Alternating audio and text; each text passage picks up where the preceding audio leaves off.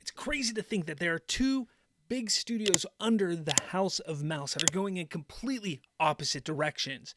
This rumor coming from Bounding Into Comics kind of via Chris Gore on a podcast the other day states that Marvel Studios has fired producers that could be labeled as activists while Lucasfilm is doubling down on all this nonsense. Let's get into this article here. It states that according to a new whisper from within the halls of Disney, while Marvel Studios has reportedly learned from their recent mistakes and cleaned house of any and all of its activists, Lucasfilm is choosing to keep their creatively bankrupt path to self-destruction. Now that is absolutely absurd after seeing what has happened with the Acolyte and so many other projects over the recent years. The fact that they're staying course is just absolutely absurd. I do give Kevin Feige credit if the case that they fired everybody stays true. It says, word of this apparent divergence between the House of Mouse's two subsidiary studios was first raised on August 2nd by Film Threat founder Chris Gore during a recent appearance on the Critical Drinkers Open Bar podcast. Offering his thoughts on the Marvel Studios' near-future outlook in the light of their showing at the recent 2024 San Diego Comic-Con, Gore opined, "I think we're gonna get a year of bad Marvel stuff. TV shows, you've got Agatha, you've got Ironheart, these two movies, Captain America and Thunderbolts. Fantastic Four, we'll see." He then goes on, "We'll see how Robert Downey Jr. will be used," referring to the news that the former Iron Man actor will be playing Doctor Doom in the upcoming Avengers Doomsday and Secret Wars duology, which, if you check out my other video, is a little bit more than a duology, but that's neither here nor there. Is he a variant of Tony Stark? Is he just an actor playing a different character? So whatever it is, I think it's interesting. In further arguing his optimism, Gore then asserted, "I do know people who work at Marvel. They have cleaned house. They quietly, months ago, fired all producers that could be labeled activists." So let's hold right there for a second. All these producers that could be labeled activists. That is huge news. Because think about it, okay? What was happening over the last 5 years at Marvel was atrocious. Whether it's the Marvels, whether it's all this pushing the feminine side of things, getting away from turning, people hate to hear this, but turning a boy brand into a girl brand. That is a terrible idea. Why do that? Why do that? Look at Marvel the previous 10 years, the previous 15 years before all that took place. You still had girls who loved watching it. You still had girls who enjoyed going to the theaters watching these films. Why change it into a girl brand at that time? It made no sense at all. Not to mention all the other agenda pushing that was just secretly and quietly being pushed in there, but was absolutely in there. Now Lucasfilm is doing the same thing, but they have decided to keep pushing it and pushing forward with it, despite how terribly the Acolyte was done. And whether you want to believe it or not, Leslie Headland, an activist producer, an activist filmmaker. You got Obaid Chinoy, who's going to be doing the Ray film. I still think it should be canceled or will be canceled. I don't believe that's happening. But you have her. She is an activist filmmaker. She's going to be, again, why? Why do they keep doing this? The article continues, unlike Lucasfilm, Lucasfilm is lost. They're doubling down on all the nonsense. You will never get anything good out of Lucasfilm and Star Wars. That's it. It baffles me that Hollywood is seeing this go on and just accepting it. Because the box office is what matters. Money is what matters.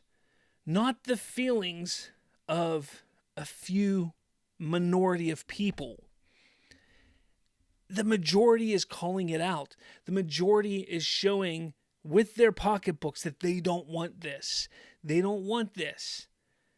Kevin Feige has realized this. Failure after failure after failure at the box office, he's realized this, and guess what? He's changing course. Now, Kathy Kennedy hasn't been putting movies into theaters. Everything has been on Disney+. So maybe that's why she hasn't learned. Maybe because they're not seeing the financial disgrace that Marvel saw, and maybe that's why she's continuing course, which is the wrong move, because you take a look at the Acolyte. The backlash that show got encapsulates everything that is wrong with Star Wars right now.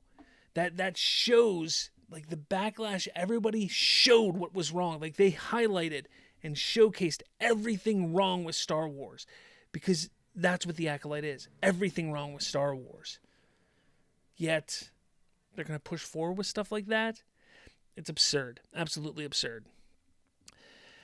Turning to explain the reason behind Marvel Studios' apparent house cleaning, Gore detailed Kevin Feige recognizes. Basically, he said he tried it, it didn't work. He's talking about Phase 4, continued the noted film critic. That's it. Tried it, didn't work. No Kang, none of these side characters that don't have the legacy of classic characters. And if Deadpool and Wolverine proves anything, you've heard that phrase, male and pale is stale. That was spoken aloud across studios. But if you look at the box office this year, I would say male and pale is money. And that's the phrase I think people should more adopt. Ultimately, whether or not Marvel Studios actually has changed their post-Phase 4 identity politics-based approach to Marvel Cinematic Universe remains to be seen. And unfortunately, given Pedro Pascal's casting as Reed Richards in Fantastic Four, if they have, the results likely won't be seen until at least Avengers Doomsday. Until then, fans will have to suffer through Agatha All Along, which hits Disney Plus on September 18th. Yeah, I said about this a couple weeks ago. I said, what's going to save Marvel? And I think that Fantastic Four is going to be the movie that does it. I think that's going to be the one that's going to push it in the right direction. Everything between now and then isn't going to be what really helps Marvel. Deadpool was a good step in the right direction, but it's not the movie that's going to save Marvel. Captain America isn't going to do it. Thunderbolts definitely isn't going to do it. A show like Agatha, nobody wanted it to begin with. Why are we getting it? It looks horrendous. Again, Feige understands what's going on. The problem is, all these things that were in development prior to this decision has to come out still. So we're going to have to wait and see what happens there. But Lucasfilm, what is the deal? Like, you have to wonder, like, is Kathy Kennedy going to be held accountable for not making the tough decision and saying this woke ideals and these woke agendas just aren't the right move? Is she going to be held accountable? Because she should be.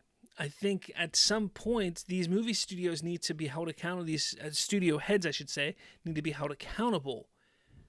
You have to make the hard decision. You have to not go with the minority's feelings and say, look, we need to make money.